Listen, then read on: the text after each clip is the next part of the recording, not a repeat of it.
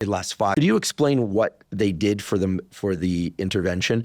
How many times a week, a day? How long are they shining red light in their eyes? What's the, long wavelength light? What's the nature of that light?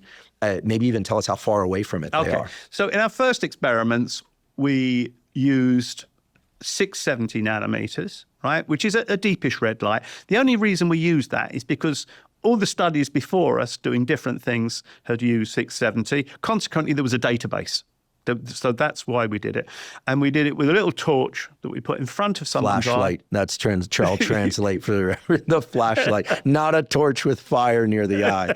No, definitely not. Oh my And goodness. we did that for 3 minutes. And originally we did that every day for a number of weeks. Eye open, not Makes closed. very little difference because the long wavelength light passes through the lid without it being affected very much. So I said to people, whatever you're comfortable with. You're doing me a favor. You're being a subject in my experiment. I'm not paying you for it. You want to keep your eyes closed, you keep your eyes closed.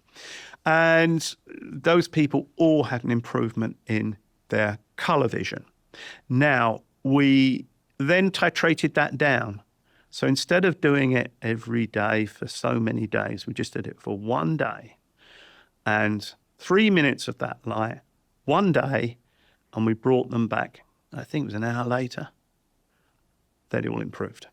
How stable was the effect? I mean, did they have to only do one treatment ever? No. I wish that was the case.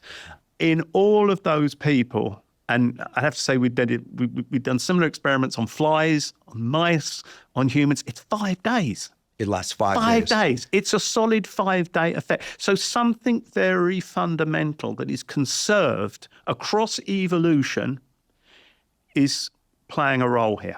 And I have to say that to a first approximation, anything I find in a fly, I find in a mouse. Anything I find in a mouse, I find in a human. I can't find a big disjuncture between those things. So it lasted 5 days. And the real big point to take on board is it's a switch. There's not a dose response curve here. It is you put enough energy in at a certain wavelength of light and it goes bang and click.